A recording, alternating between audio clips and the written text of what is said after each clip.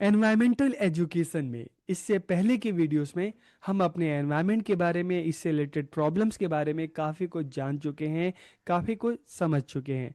आज की इस वीडियो में हम एनवायरमेंटल लेजिस्लेशन या लॉ की बात करेंगे, पर्यावरण कानून की बात करेंगे कि किस तरह से पर्यावरण के क्षेत्र में जो समस्याएं उत्पन्न हो रही हैं उसको कम करने के लिए, उसको ख़त्म करने के लिए गवर्नमेंट का क्या इनिशिएटिव है, गवर्नमेंट ने क्या क्या कानून बनाए हैं और इसमें जो एनजीओस हैं उनका क्या रोल है, क्या योगदान है। इस वीडियो में हम इस पर बात करेंगे और साथ ही साथ लास्ट में जो इससे रिलेटेड इशू हैं, चैलेंजेस है, उसको भी हम देखेंगे कि आखिर ऐसे क्या इशू हैं, क्या चैलेंज है जिसके वजह से जो ये कानून है ठीक तरीके से इम्प्लीमेंट नहीं हो पाते। तो वीडियो को पूरा देखिए, आखिरी तक देखिए और लास्ट में कमेंट करके ज़रूर बताइएगा कि वीडियो आपको कैसी लगी। तो वीडियो को हम शुरू करते हैं। आज का हमारा टॉपिक है environmental legislation awareness and issue involve in enforcement government and non government initiative कि पर्यावरण कानून की बात करेंगे, जागरूकता और परिवर्तन में शामिल मुद्दों की बात करेंगे, सरकारी और गैर सरकारी पहल की हम इसमें बात करेंगे। तो सबसे पहले हम एनवायरमेंटल लेजिस्लेशन की बात करते हैं, पर्यावरण कानून की बात करते हैं और देखते हैं कि पर्यावरण कानून होते क्या हैं। यह पर्यावरण की रक्षा, प्राकृतिक संसाधनों के संरक्षण और सतत विकास को सुनिश्चित करने के लिए बनाए गए कानूनी नियमों विनियमों के एक समूह को संदर्भित करता है। क्या एनवायरमेंटल लेजिस्लेशन, पर्यावरण कानून, it refers to a set of legal rules and regulation design to protect the environment, conserve natural resources and ensure sustainable development. This law govern the interaction between human activities and natural environment की कानून मानवीय गतिविधियों और प्राकृतिक पर्यावरण के बीच परस्पर क्रिया को नियंत्रित करते हैं ताकि ह्यूमन एक्टिविटीज की वजह से पर्यावरण को किसी तरह का कोई नुकसान ना पहुंचे और साथ ही साथ ह्यूमन की अपनी ज़रूरतें पूरी होती रहें और पर्यावरण भी फलता फूलता रहे, उसको किसी तरह की क्षति, कोई हानि ना हो। तो जो एनवायरमेंटल लेजिस्लेशन है इस चीज़ को इंश्योर करते हैं। It aims to reduce the impact of activities such as industrial operations, agricultural waste disposal and urban development to the environment। कि इसका उद्देश्य क्या है? पर्यावरण पर औद्योगिक जो प्रभाव होते हैं, कृषि, चाहे हम अपशिष्ट की बात करते हैं जो वेस्ट होता है, शहरी विकास जैसे अलग अलग एक्टिविटीज़ हैं जिसका पर्यावरण पर एक नकारात्मक असर पड़ता है, तो इस असर को कम करता है एनवायरमेंटल लेजिस्लेशन। गवर्नमेंट इस दिशा में कानून बनाती है ताकि चाहे हम पानी की बात करें, हम हवा की बात करें, हम मिट्टी की बात करें, हम जंगल की बात करें, जंगल में रहने वाले जो जीव जंतु हैं उसकी बात करें, सब सुरक्षित रहें, किसी को किसी तरह का कोई नुकसान ना पहुंचे। ह्यूमन एक्टिविटीज़ की वजह से हमारे एनवायरनमेंट को कोई नुकसान ना पहुंचे, हमारी आवश्यकताएं भी पूरी होती रहे और हमारा पर्यावरण भी सुरक्षित रहे। तो इस चीज़ को इंश्योर करते हैं एनवायरमेंटल लेजिस्लेशन, पर्यावरण कानून। अब देखिए इस दिशा में जब हम बात करें 1972 का स्टॉकहोम घोषणा पत्र, तो सबसे पहले जब हम एनवायरमेंटल लेजिस्लेशन की बात करते हैं, भारत में पर्यावरण कानून की बात करते हैं, तो इस दिशा में यूएन के द्वारा स्टॉकहोम में एक कॉन्फ्रेंस हुआ था। ठीक है। उसका मुख्य मुद्दा क्या था? पर्यावरण संरक्षण, एनवायरमेंट कंजर्वेशन। तो इस कॉन्फ्रेंस में जो बातें निकल कर सामने आई हम उस पर बात करेंगे। ठीक है। तो 1972 का स्टॉकहोम घोषणा पत्र वैश्विक स्तर पर पर्यावरण जागरूकता के लिए बहुत महत्वपूर्ण मोड़ था। इसने भारत सरकार को पर्यावरण संरक्षण पर अपना ध्यान केंद्रित करने के लिए प्रेरित किया और इसके बाद से ही भारत सरकार ने इस दिशा में इनिशिएटिव लिया, काफ़ी सारे कानून, काफ़ी सारी पॉलिसीज बनाई जिसकी हम बात करेंगे। तो की environmental legislation in India government initiative कि भारत में प्रमुख पर्यावरण कानून ये किसका नतीजा है? सरकारी पहल का नतीजा है। ठीक है। तो कौन कौन से कानून जो हैं जिसकी बात हम इस वीडियो में करेंगे? Wild life protection act 1972, the water act 1974, forest act 1980, air act 1981, environment protection act 1986, national forest policy 1988, biological diversity act 2002, forest right act 2006, national green tribunal act 2010 and wetland rules 2010 और फिर 2017 में था। ठीक है। तो इस वीडियो में हम की एनवायरमेंटल लेजिस्लेशन में हम इन सभी जो कानून हैं, जो पॉलिसी हैं, उनकी एक एक करके हम बात करते हैं। तो सबसे पहले वाइल्ड लाइफ प्रोटेक्शन एक्ट 1972 की बात करें तो यह भारत सरकार द्वारा देश के वन्य जीवों और उनके आवासों की सुरक्षा के लिए बनाया गया एक पर्यावरण कानून है। It is an environmental law enacted by the government of India to protect the country's wildlife and their habitat. It provides a legal framework for conservation of various species of flora and fauna and regulate activities that may harm them। कि वनस्पतियों और जीवों की जो विभिन्न प्रजातियां हैं, ठीक है, उनके संरक्षण के लिए एक कानूनी ढांचा प्रदान करता है और उन गतिविधियों को नियंत्रित करता है जिससे इन्हें नुकसान होता है, जो इन्हें नुकसान पहुंचा सकता है, जो हम हमारे जंगल को, उसमें रहने वाले जीव जंतुओं को नुकसान पहुंचा सकते हैं, तो उसको नियंत्रित करता है एक कानून, वाइल्ड लाइफ प्रोटेक्शन एक्ट। उसके बाद the water prevention and control of pollution act 1974 में आया। अब इस एक्ट में क्या बातें की गई कि it was a pioneering legislation aimed at addressing water pollution in India, के भारत में जल प्रदूषण को संबोधित करने के उद्देश्य से बनाया गया एक अग्रणी कानून था। इसका मुख्य उद्देश्य क्या था? जल प्रदूषण को रोकना, नियंत्रित करना तथा जल की संपूर्णता को बनाए रखना, ताकि लोग हैं, जनता है, किसी को पानी की कमी ना हो, पानी की आपूर्ति होती रहे, लोगों को स्वच्छ जल मिलता रहे। The act was amended in 1988 and 2003, कि इसके प्रावधानों को मजबूत बनाने के लिए 1988 और 2003 में इस कानून में संशोधन किया गया, इसमें कुछ बदलाव किए गए। फिर हम फॉरेस्ट कंजर्वेशन एक्ट 1980 की अगर हम बात करें, तो यह वनों की रक्षा करने और उनके विनाश को रोकने के लिए बनाया गया था। क्या बनाया गया था? फॉरेस्ट एक्ट बनाया गया था। कब बनाया गया था? 1980 में बनाया गया था। इसका मुख्य लक्ष्य क्या है? वनों और उनके विविध पारिस्थितिकी तंत्रों का संरक्षण करना, कि जंगल है, जंगल में रहने वाली जो विभिन्न प्रजातियां हैं, पेड़ पौधे हैं, जीव जंतु हैं, ठीक है, सबकी रक्षा करना। इसमें वनों को संरक्षित करना शामिल है और रिफॉरेस्टेशन की, पुनः फिर से वनों को बढ़ाना, जो खाली जगह है वहाँ पर फिर से वनों को बढ़ाना, ठीक है, ये चीज़ शामिल है। और इसमें एक बात और की गई कि बिना केंद्र सरकार की अनुमति के वन की कोई भी जगह, कोई भी भूमि कॉमर्शियल यूज के, मतलब कॉमर्शियल पर्पस के लिए उसको यूज नहीं किया जा सकता बिना सरकार की अनुमति के। फिर हम एयर एक्ट की बात करते हैं। Air prevention and control of pollution act 1981 में आया। तो इसमें क्या बात की गई? यह भारत में वायु प्रदूषण की बढ़ती समस्या को संबोधित करने के लिए बनाया गया था। इसका मुख्य लक्ष्य क्या था? वायु प्रदूषण को रोकना, नियंत्रित करना और कम करना। और इसका उद्देश्य अधिनियमों को प्रभावी ढंग से लागू करने के लिए केंद्र और राज्य स्तर पर एक बोर्ड स्थापित करना था, ताकि इसको प्रभावी ढंग से इंप्लीमेंट किया जा सके, लागू किया जा सके। फिर एनवायरमेंट प्रोटेक्शन एक्ट 1986 की बात करें, तो this is an important law in India, कि भारत में एक महत्वपूर्ण कानून है।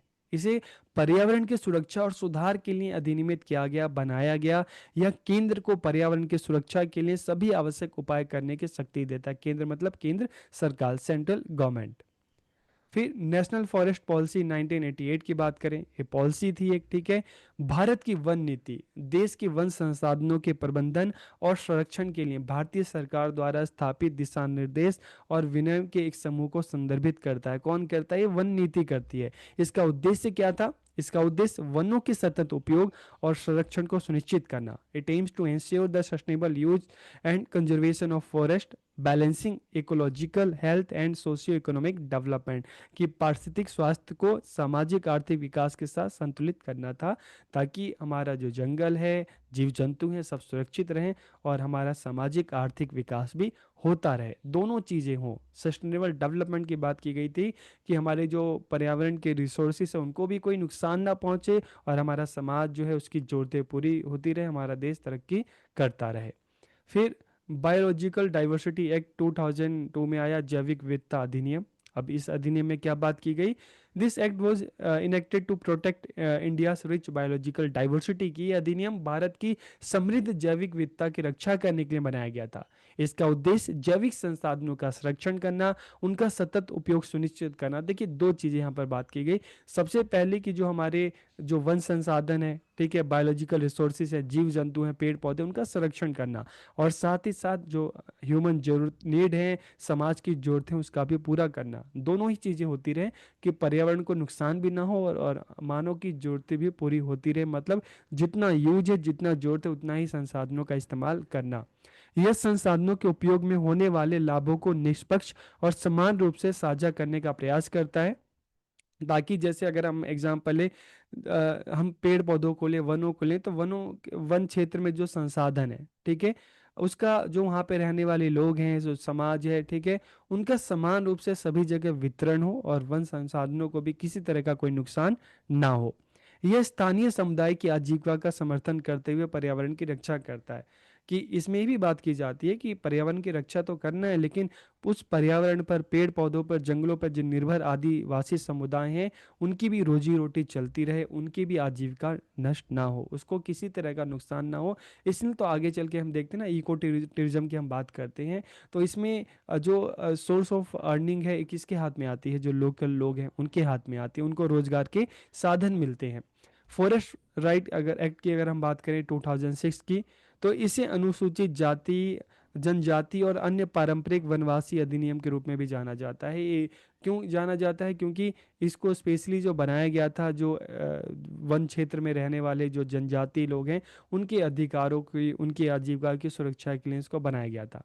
यह भूमि और संसाधनों पर वन निवासी समुदायों के अधिकारों को मान्यता देते हैं। जैसे कहा जाता है ना कि जो जंगल है, वहाँ पे रहने वाले जो जीव जंतु हैं, वहाँ पे रहने वाले जो आदिवासी हैं, उस पर सबसे पहला हक उनका है, तो इस अधिकारों को मान्यता देते हैं।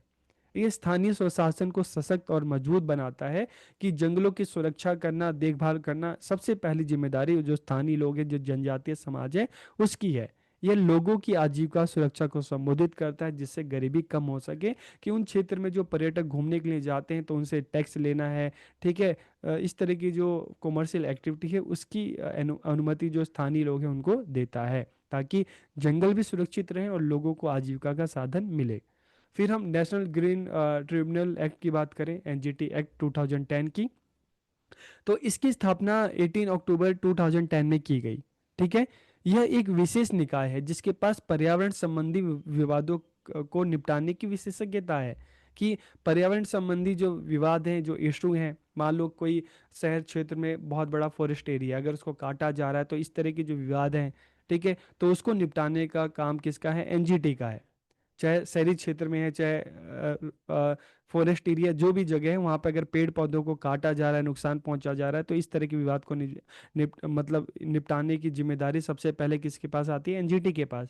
तो इसका मुख्य लक्ष्य पर्यावरण संरक्षण, वनों तथा अन्य प्राकृतिक संसाधनों के संरक्षण से संबंधित मामलों का प्रभावी और त्वरित समाधान सुनिश्चित करना। तो इससे क्या होता है कि जो कोर्ट है, ठीक है, उसको राहत मिलती है इस तरह के इशू से, क्योंकि इस तरह की सुनवाई कौन करता है? एनजीटी करती है।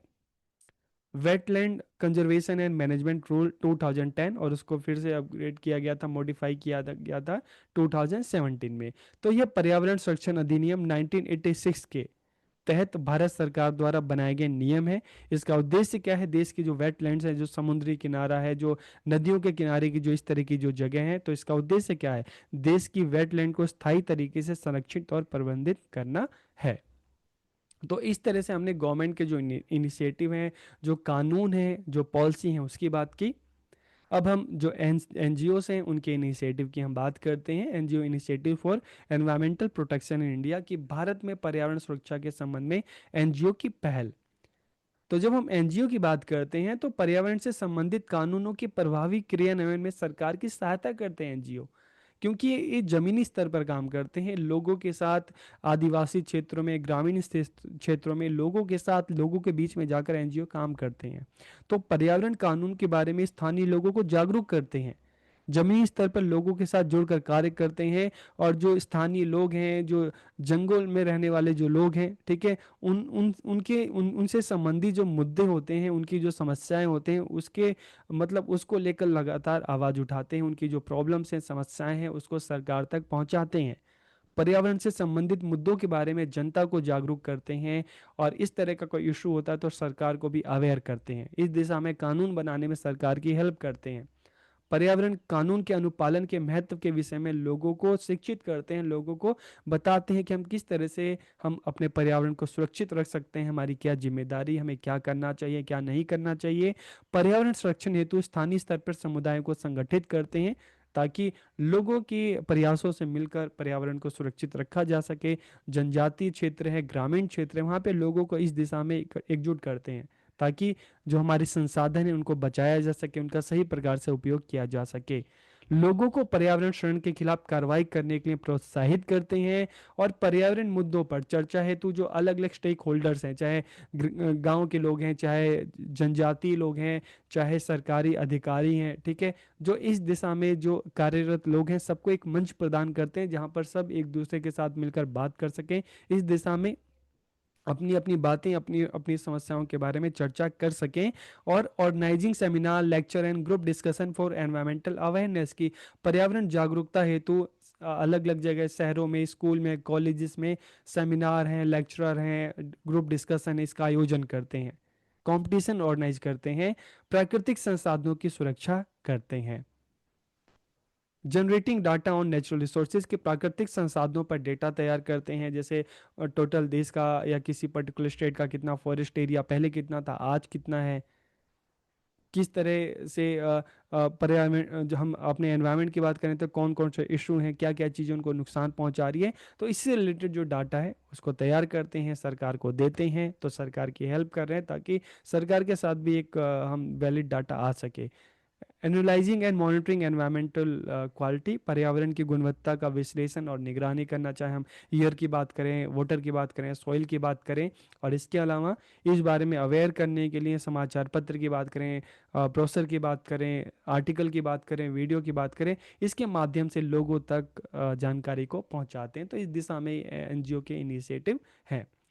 लेकिन देखिए, ये सारी चीज़ें हैं, लेकिन फिर भी कुछ इशू हैं, कुछ चैलेंजेस हैं, कुछ प्रॉब्लम्स हैं, जिसकी वजह से कानून बनने के बाद भी अगर हम देखें कि इस दिशा में पूरी तरीके से हम अपने पर्यावरण को सुरक्षित रखने में मतलब सफल नहीं हो पाए हैं। ऐसी क्या क्या चीज़ें हैं कि कानून सही से इम्प्लीमेंट बने तो हैं, लेकिन इम्प्लीमेंट नहीं हो पा रहे।